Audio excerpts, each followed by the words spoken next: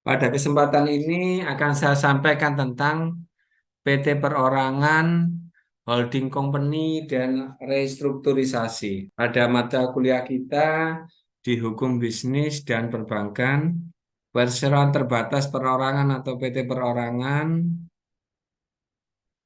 PT Perorangan ini hanya dapat didirikan untuk kriteria usaha mikro dan kecil, sesuai dengan peraturan pemerintah nomor 7 tahun 2021 tentang kemudahan, perlindungan, dan pemberdayaan koperasi dan usaha mikro, kecil, dan menengah.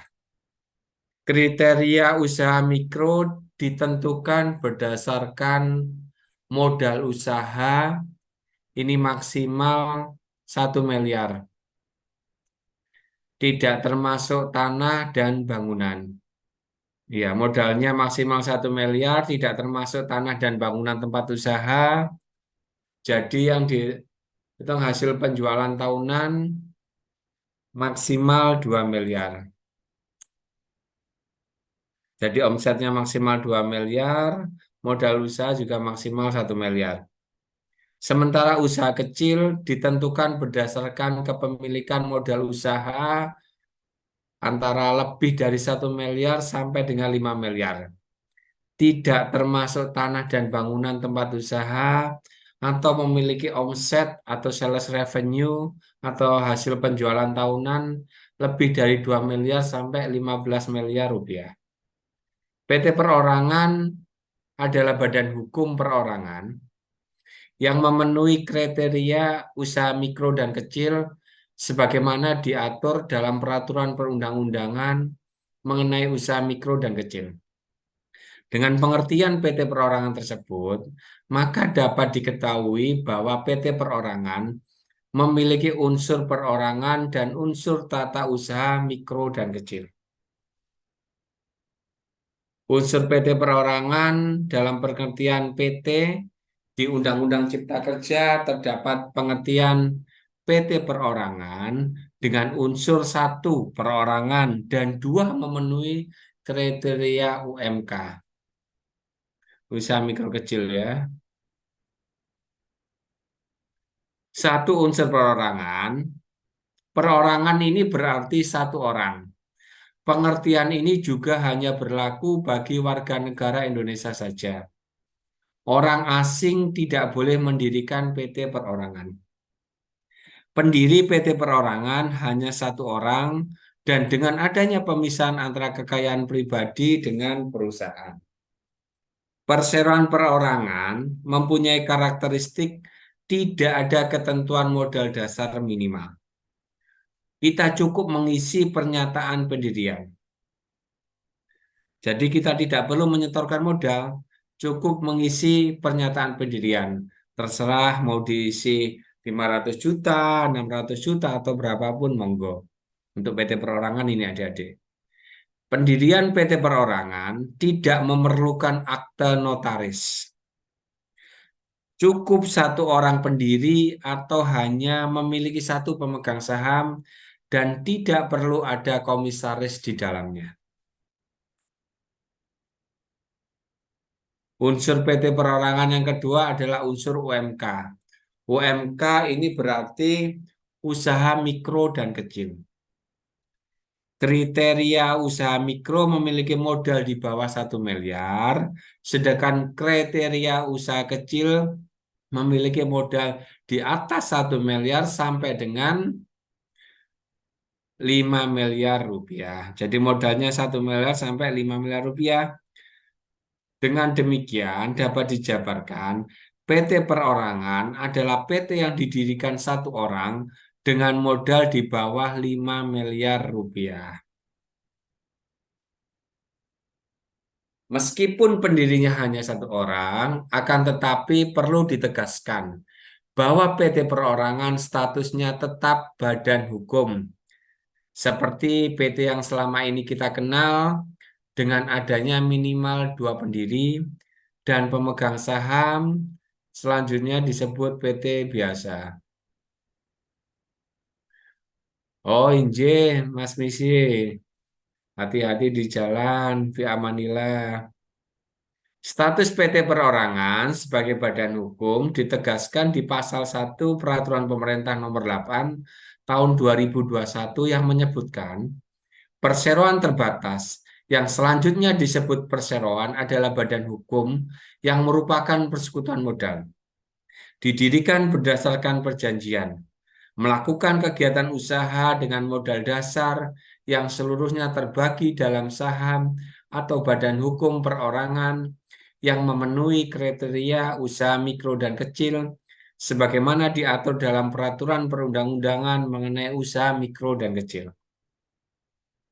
Syarat pendirian perseroan perorangan pertama, membuat surat pernyataan pendirian sesuai dengan format yang ada pada lampiran Peraturan Pemerintah Nomor 8 Tahun 2021 dengan modal UMK, usaha mikro kecil tadi ya.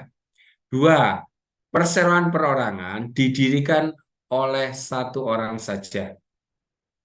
Ketiga, perseroan perorangan wajib memiliki modal dasar dan modal setor. Ketentuan modal disetor minimal 25% dari modal dasar dibuktikan dengan bukti penyetoran yang sah. Empat, perseroan perorangan didirikan oleh WNI. Harus berusia paling rendah 17 tahun dan cakap secara hukum. Dengan mengisi pernyataan pendirian dalam bahasa Indonesia. Proses pendirian PT Perorangan ini didirikan oleh satu orang. Ini satu orang ini termasuk pemegang saham dan direktur dan tidak ada komisaris. Dua, memiliki kegiatan usaha dalam skala mikro dan kecil. Ketiga, pendiri membuat surat pernyataan pendirian. Keempat, pendaftaran secara elektronik perseroan perorangan melalui Kementerian Hukum dan HAM Republik Indonesia.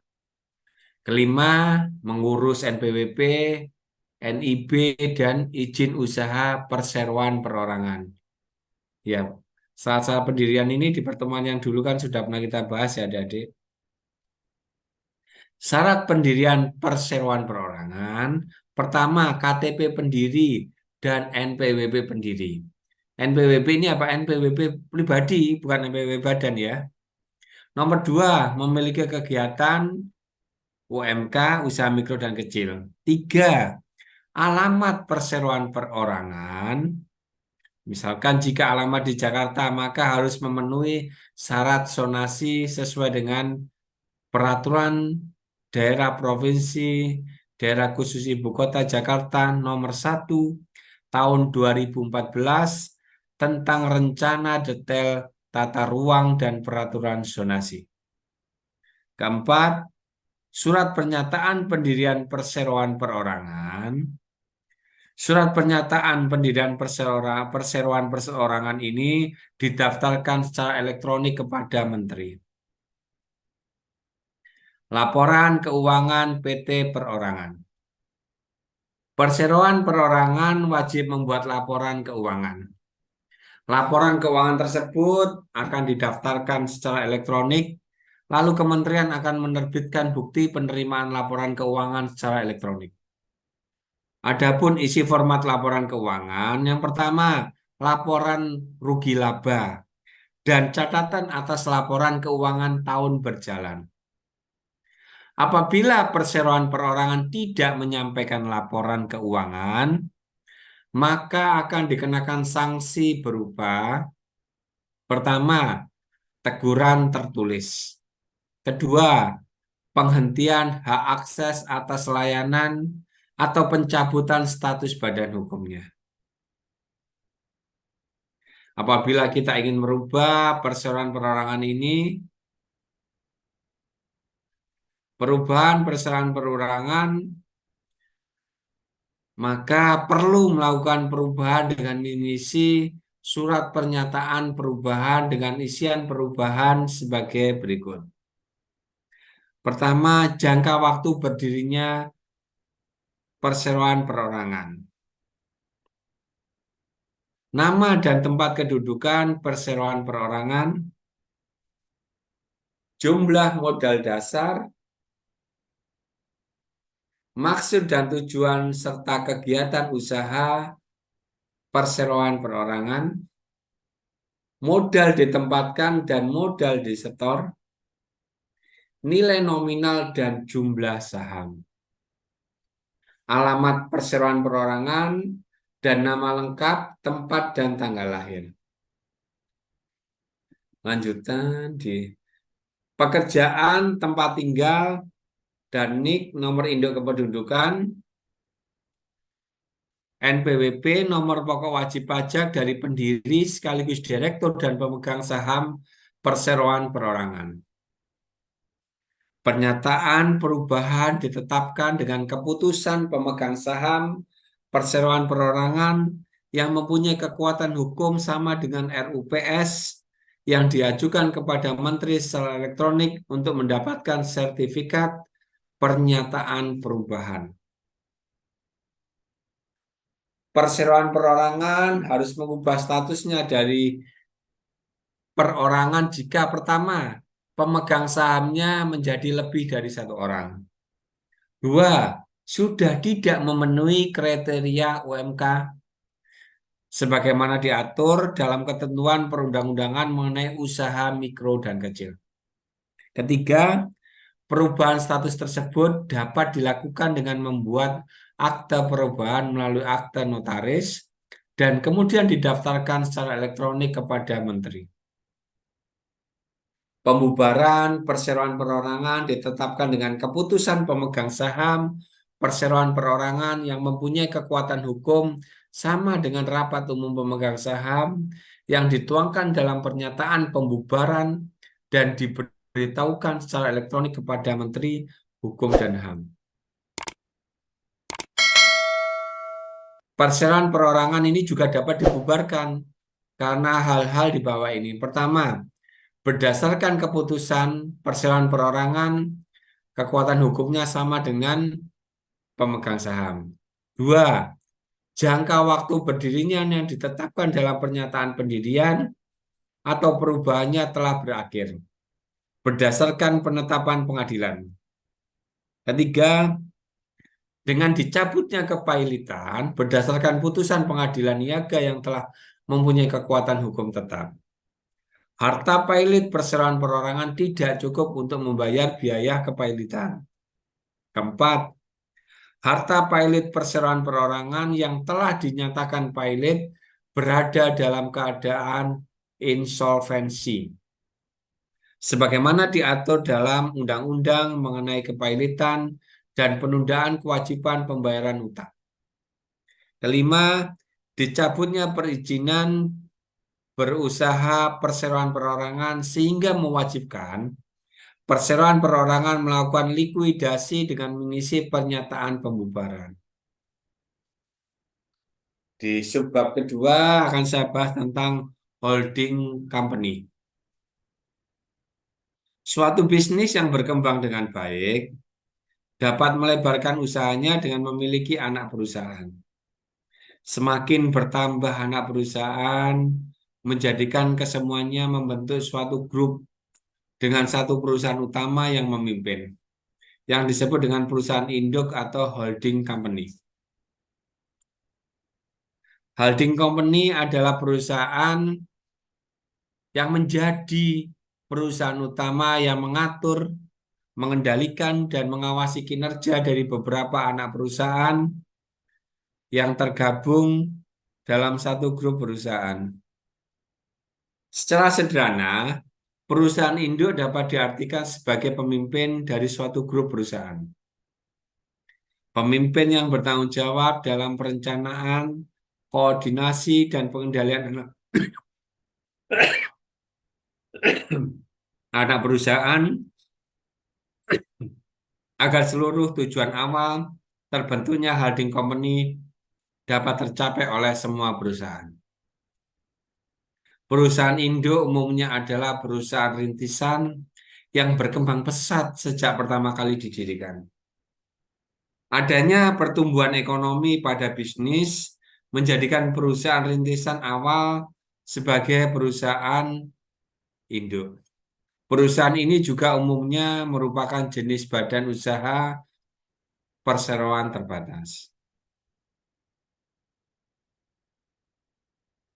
Perusahaan induk ini bertujuan untuk mengatur, mengendalikan, dan mengawasi kinerja perusahaan.